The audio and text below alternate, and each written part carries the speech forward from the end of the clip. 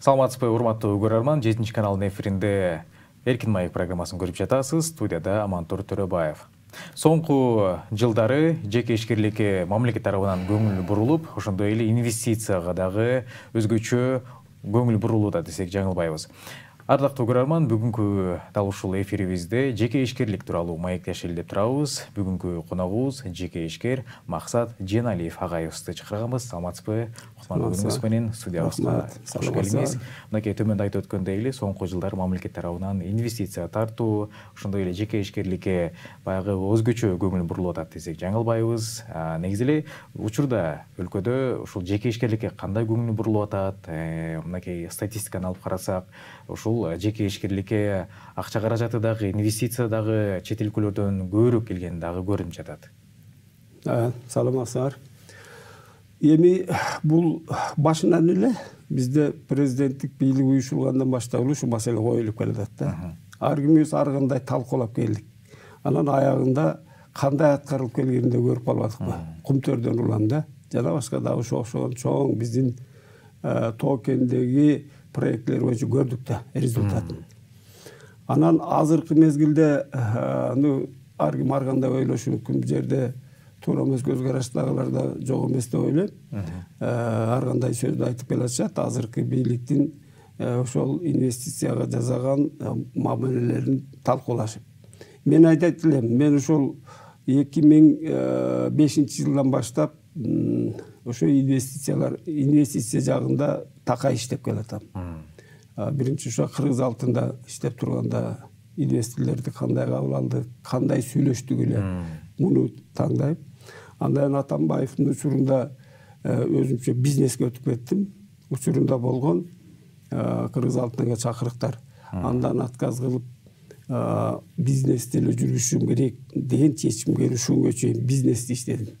Себеби эмнеде болуп калды? Ошол инвесторлор келиши Кыргызстанга ушунчалык умтулуп турушат экен да. Ар бир президенттерди айтып өтпөдүмбү? Ошо мезгилде умтулуу болгон. Негедир умтулган инвесторлор бат эле кайра кетип калган учурлар болду. Же болбосо ошо келген инвесторлордун өзү инвестор эмес, бирөөнү жиберген методко өтүштү. Акыркы мезгилдерде ушуну баамдадым да. Анан ошондой мезгилде, ошо кезде да, мисалы Атамбаевдин мезгилинен бери мындай талдасак, ошондо инвестордун жиберген кишиси келип сүйлөшүп, биз каалаган маселени көтөрүп чече албагандан кийин биз чет өлкөгө барууга мажбур болгонбуз. Инвестордун өзүнө барып туруп, анан ар бир сөз сүйлөшкөн сөздөрдө айтчу да, силерде эртең революция болуп кетпейби? Же болбосо шайлоо, депутаттык шайлоо болот экен, ошондо кайсы кландан барат? Кимисинин сөзүн угат президент. Ошентип биздин Кыргызстандын ичиндеги мамлекеттик түзүлүштүн ушул эмелерин эсептеп калган эмеге чейин жеттик да ошондо. Инвесторлор келчү, келбечи деп айта албайбыз, бирок бат эле кайра жок болуп кетчү. Ошондой инвесторлордун арасында мен ушул демек баягы мамлекеттик саясат улам өзгөргөн сайын булар дагы талдап көрүп, өзүлөрүнүн баягы өкүлдөрүн жиберип, инвестиция алып келе турган болсо, кепилдик канчалык деген маселеге биринчи мындай талдап көрүп, анан кийин салым сала турган учурга келип калган турбайбы? Ошого абдан катуу өтүп калган. Мисалы бир мисалда бир деле айтып коеюн. Мен бир кореецтер менен иштешип калдым. Кореецтер менен токен боюнча нарын чөйрөсүнөн иштетилик деп калышты. Ошолорду тартып, анан кийин Кореяга чакырышты. Келгиле бийликтин ээсинен уюштуралы деп. Чудинов болчу. Чудиновдун учурунда биз бардык, бир 15 киши депутаттардан бардык, кошулуп бир 4-5 министрлерин аралашып бардык. Ошого мен мисалы чоң акча жасатып келдим. Ошол жанагы Терекс айда ошол кезде концентрат деген эле металлар чыкчу да, иштетилген концентрат деген статус менен. Ошол экен ошол жерден ошону нукура алтынга айландыруу жана аны күмүшкө айландыруу жолу менен ошол менен көтөргөм да. Ошого иштейбиз деп келди. Бир топ акчаны, 2 миллион акчаны которуп, компания түзгөнбүз бул жерден совместный Кыргыз алты менен. Ушул 5 айга жетпей кайра жок болуп кетти да. Банан издеп таптым ба, эмне болуп кетти? Десек теги акча сурашпы. ким акча сурады? Бийликтен. Көрдүңөрбү? Ал ошо менен ким сураган мага айткан жок шарт кетип калышты. Мына бул мисал да. Ушундай эме аябай өрчүп келгени үчүн жанагы силер суроо бергендей чет өлкөдөн алам деп бирөөнү жиберип, бирок алар бизди кандай болор экен, биз туруктуу иштейт бекенбиз же опять бир акча тыйындын арасына аралашып ишибиз өтпөй деген ойдо калып калышкан да.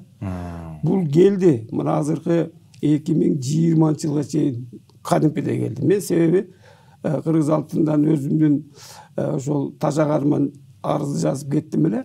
Ошоюнча мен ошол бийликтин эмесине баргым келбей, чакырылгандар болду, бирок бизнес менен келатам. Андан кийин мен орустар менен иштештим. Ушундай эле көрүнүш. Андан кийин ушул бул Афганистандыктар менен иштедик. Ушундай эле көрүнүш. Андан кийин акыры могу кытайлар менен иштешип калдым 2014-жылдан бери. Анан булар менен иштешкенде мына ошол баягы революциялар деп коелучу эми. Революция эмес, бул жерде дагы төңкөрүштөр болгон мезгилде кадимкидей кетип калышчу 5-6 күн биз тияка барып жатып туралып жерибизде. Күтүп туралып дегендей. Монорекил 20-жылы азыркы күнгө чейин иштешип аткан Кытай инвесторлору кеткен жок. Мен айттым, могу жерде бөлөк көз караштуу кишилер келди. Көрдүңөрбү? Мисалы Жапаров Садыр. Бул жерде биринчи келгенде эле мен тирекил Разаковдун жолу менен иштейм деп айтып келет атпайбы? Дедим дагы, силер дагы айтты. Эгерде бияктан чочсуңар Кеминге барып жатып тургула. Себеби Кеминде биздин дагы фабрика бар эле, алтын чыгарган. Же болбосо давай көлгө жөнөтөйүн. Ак Суу районунда биз Оло вольфрам чыгарчыбыз. Баштаганбыз да. Ошого бес алып тургула.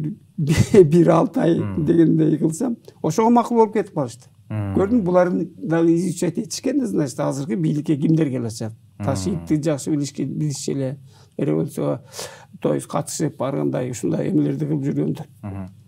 Ошентип кетпей эле биякта калып калышты. Ушуну айткым келет да. Анан эле келишти күзүндө ошондо сентябрда болду да биздики. Ошондо күзүндө кеч күздөн ноябрларда мен барып айттым, келе бергиле биякта. Жакшы, баары жакшы. Элдин көпчүлүгү болуп колдоп атпайбы десек, улар через интернет эле алып отуруптур. Болду деп биякта жашап калышты. Ошончо жашап келешет. Туура айтыңыз, Максат агай. Негизи эле ушул акыркы 4-5 жылдын ичинде президентибиз дагы ушул атайын инвесторлор келсе, аларга кепилдик берип, ошондой эле баягы укугу баардык жактан корголо турган шарттарды түзүп атышат мамлекет тарабынан. Мынакей сиз айткандай эле бул такыр эле өзгөрдү десек болот, инвесторлорго көз караш. Мындан тышкары өзүңүз тоо кен тармагында да эмгектенип жүрөсүз. Ошондой эле жаш адистерди даярдоого дагы көңүл буруп атыптырсыз. Ушулар тууралуу кеңири маалымат берсеңиз. Абдан жакшы суроону берип атасыңар да. Ошол инвесторлорго жакшы шарт түзүүнү президент келгенде эле айтып баштабады. Сыйлагыла, кирип келаткан инвесторлорго жол ачып бергиле, шартты карап бергиле, өзүңөр деп бийликтин ээлерин айтып атты. Биз болсо ошону пайдаланып, инвесторлордун ушу ишеничи күчөгөндүгү мен ушунчалык катуу аңдып эле жүрдүм. Анан мораторийди эметип койду, кабыл алып. Себеби мораторийде аны эметпегенде биздин мурдакы көнүп калган чиновниктердин көпчүлүгү даярдалып калган кишилер да баары эле бизди жакадан алчу эле. Тигинтип кой, мынтип кой, болбосо мен сени эртең мынтип коем, компания. Туура. Тип. Мына ошол кырдаал токтоп калды да. 100% токтоп калды дей албайм Кыргызстандын ичинде. Ошол жер бир ушул кичинеден көтөрүлдү да. Көпчүлүгүбүз мисалы бир 30-40%тен баштап ошол мораторий өнүгүп отуруп 90%ге жетти деп айта алам да.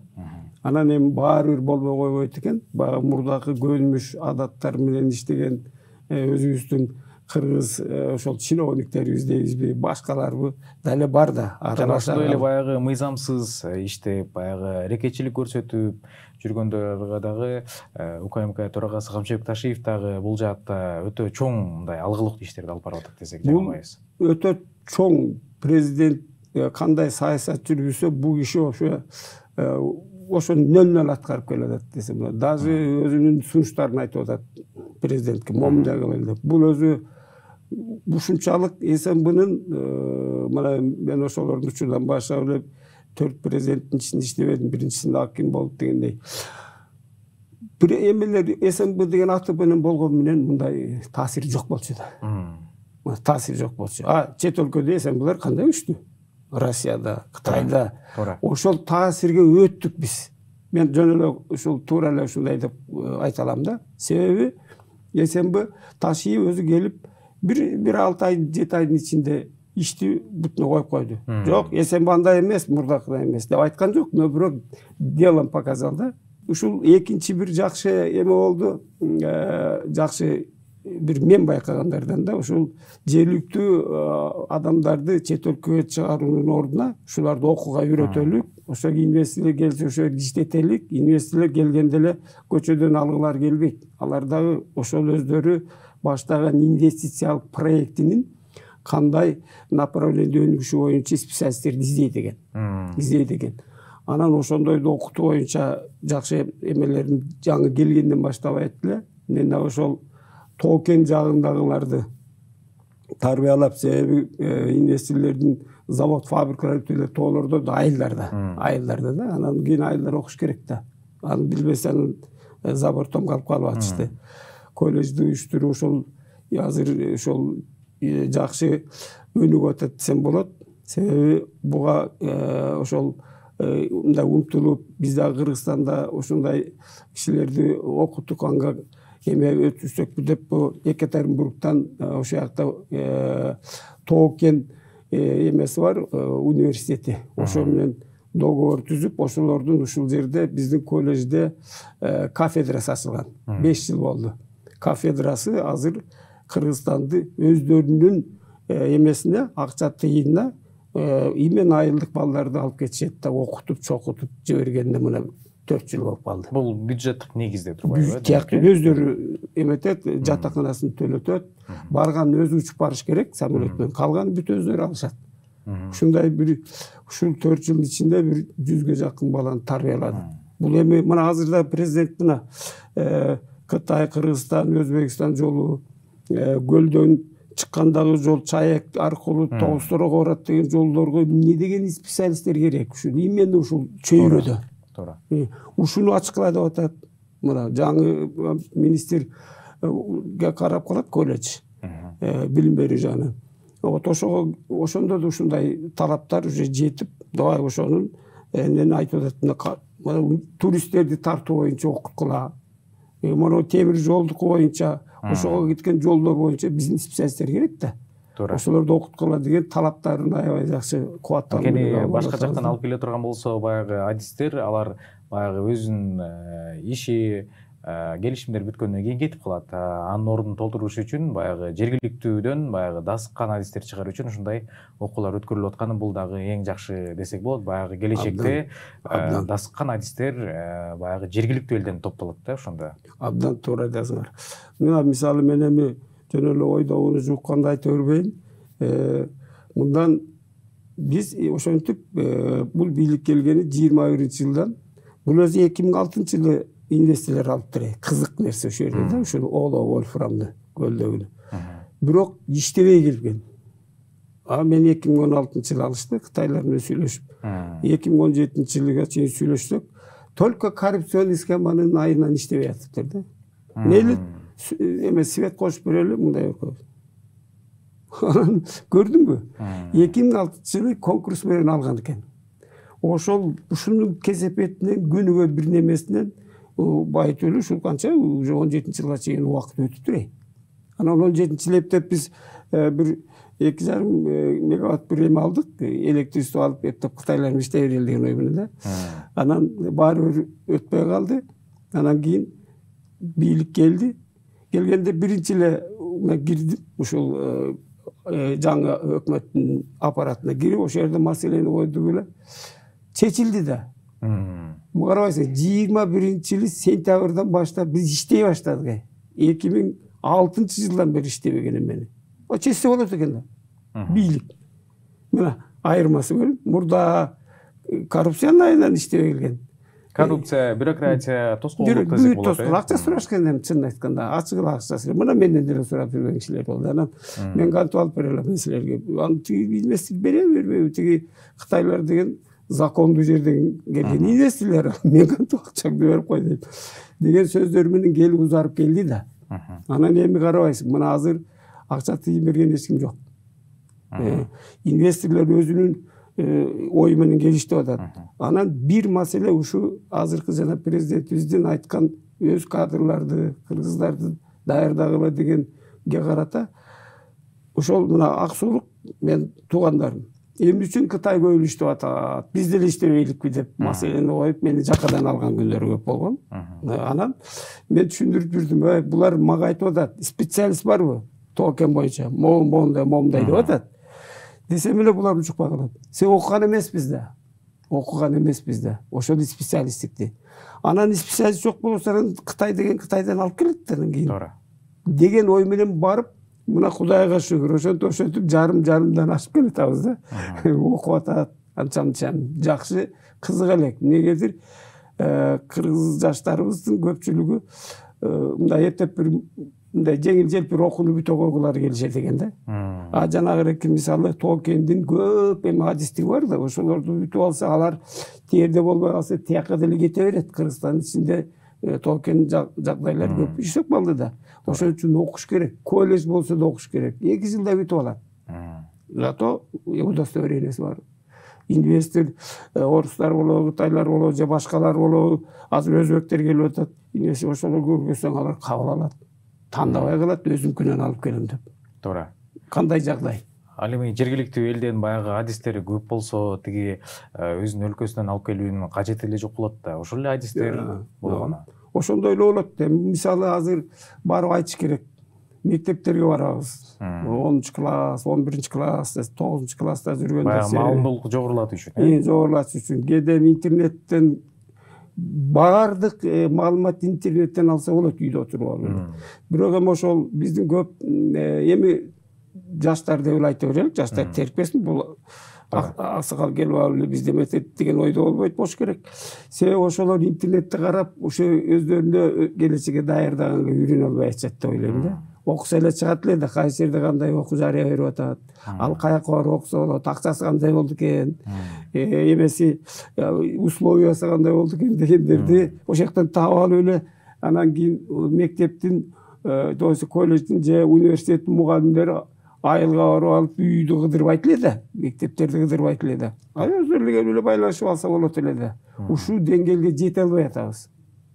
Ушул деңгээлге жете албай атабыз. Кайра эмеден жиберебиз, ар кайсы силердикине окшогон ошол эмелерден жиберип коебуз. Баланча окуу бар, түкүнчө окуу бар, окуп анан мындай тиги деп эле аракет кылабыз. Ушу балдарыбыз ушундай аң сезимдерин өстүрүп, келечекте дүйнө таанымды өзгөртүшсө жакшы болот эле да. Жалгыз эле билим алуу эмес, улуттук аң сезимди өстүрүүгө да жаштардыкы да, келечек жаштардыкы. Биз бирдемени эптеп жазап этип атабыз, баягы мурдатан бери президенттердин учурунда тургандардын каршылыктарына туш келип жүрдүк, андай мындай, ошол өнүгүп өспөй келдик. Эми мына 5 жылда Кудайга шүгүр. Мына 5 жылда кайсы шаарга барсак дагы Кыргызстан ичиндеги ушундай татынакай көрүнүш, кооздук, ошол жердеги базарга барып калсаң, кафеде отурсаң, ыраазы болгон киши да.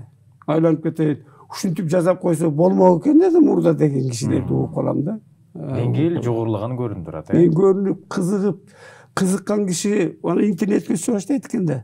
Президент ташыйып, эртең эмне кылат болду экен, каяка барышат болду экен деп изилдеп, мына көрдүңбү, артынан эметип, ошого кайра оозуп жазышып, момундай. Мына кызыгат деген ушундай да. Анан көпчүлүк жаштарыбыз ушинтип эле айтып коет. Мындай мен айылга барганда көп байкам да. Мен түшүндүрөм ошолорду. Момундай кылып жашабайсыңарбы? Силер өзүңөрдүн тилекин мыйзамыңарды пайдаланганды үйрөнбөйсүңөрбү? Мага эле келип туруп айлыкты аз берип атат, чайды аз берип койду дебей, өзүңөр ошол эле инвестордун берди аткарган кишиси болот. Ошолордон сурашың керек. Биздин эмеде закондо момундай деп деген үйрөтүүгө мажбур болом да кээде. Менин кишилерим барган сайын үйрөтөт дейт. Ошон үчүн жаштарды биздин ал кыз киши болобу, эркек болобу, биздин кыздар өздөрүнүн аң сезимин өнүгүүгө аябай далалат кылыш керек. Окуш керек, жана да окуш керек.